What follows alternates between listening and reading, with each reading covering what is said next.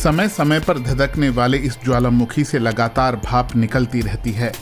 आज इंडोनेशिया के सुम्बावा द्वीप पर तांबूरा ज्वालामुखी यूं तो खामोश है, लेकिन 1815 में इसका विस्फोट इतना शक्तिशाली था कि 2000 किलोमीटर दूर तक ये सुनाई दिया। 1815 के विस्फोट से सुम्बावा द्वीप पर लाखों घन मीटर मलबा जमा हो गया था। माना जाता है कि कुल मिलाकर 92,000 लोग मारे गए थे। 40,000 तो तत्काल मारे गए।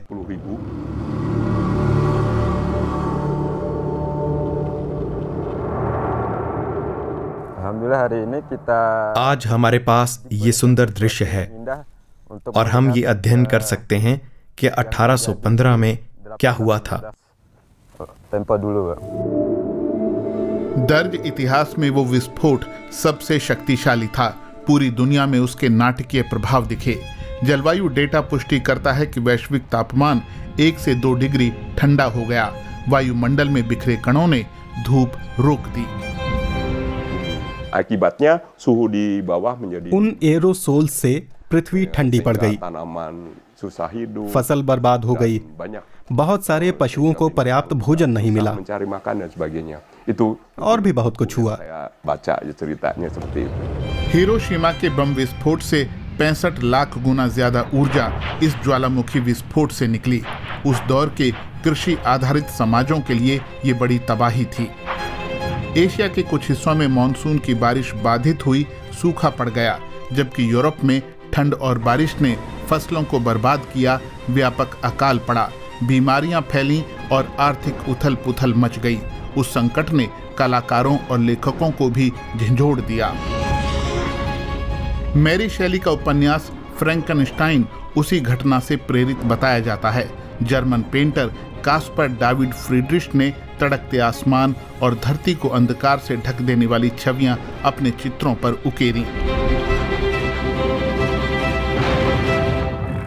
Indonesia Pacific ring of fire पर मौजूद है। सुम्बावा पर माउंट तांबोरा यहाँ के सैकड़ों सक्रिय ज्वालामुखियों में से एक है।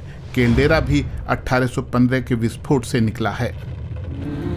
आज माउंट तांबोरा के आसपास का इलाका राष्ट्रीय पार्क बन गया है। ज्वालामुखी के मुख तक पहुंचने में 2 दिन लगते हैं। इंडोनेशिया में बहुत से लोगों की ज्वालामुखियों से आध्यात्मिक मान्यताएं भी जुड़ी हैं। स्विस बॉटनिस्ट हाइनरिश सोलिंगर ने अपनी आंखों से वो सब देखा था।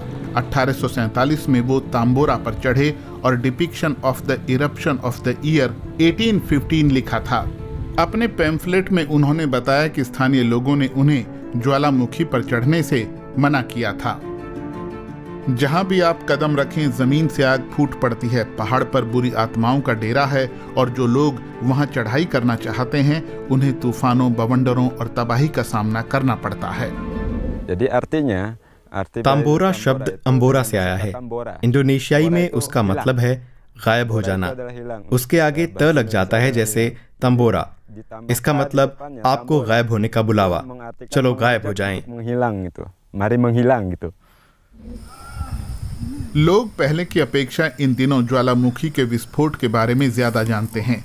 भूगर्भ विज्ञानी, जलवायु वैज्ञानिक और सामाजिक विज्ञानी उस भारी प्राकृतिक तबाही के वैश्विक प्रभावों को समझना चाहते हैं। यूरोप में उसकी वजह से साल बिना गर्मियों के गुजर गया था।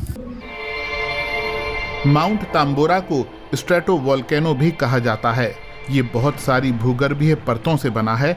इसका ऊपरी सिरा सीधी ढाल वाले शंकु के आकार में है। क्या ये फिर से फट सकता है? पिछले 20 साल से इस इलाके में भूकंप की बहुत सी गतिविधियां हो चुकी हैं। हल्के झटके महसूस किए जाते रहे हैं। इंडोनेशिया के 127 सक्रिय ज्वालामुखियों में से करीब 80% में ऑब्जर्वेटरी स्टेशन मौजूद हैं। एक ज्वालामुखी के लिए तो 3 स्टेशन हैं। हर स्टेशन में सिज्मोग्राफ और बाइनोकुलर हैं। वे हवा की दिशा और तापमान का पता लगाते हैं। फ्यूमारोल्स और सोल्फातरस के तापमान को मापने के लिए थर्मोकपल सेंसर भी लगे हैं।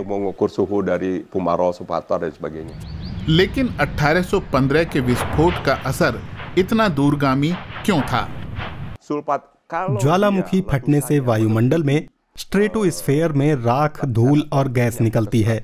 उनसे सल्फेट एरोसोल्स बनते हैं, जिन्हें दुनिया भर में फैलाने में पृथ्वी का घूर्णन मदद करता है। 1847 में हाइनरिश सोलिंगर जब लौटकर आए तो उनकी वापसी को एक शुभ संकेत की तरह देखा गया। ये सोचा गया कि शाप हट गया है और बुरी आत्माएं काफूर हो गई हैं। उम्मीद की जाने लगी कि 1815 जैसी तबाही दोबारा फिर नहीं आएगी। चारों तरफ खुशी, उमंग और उत्सव का माहौल था।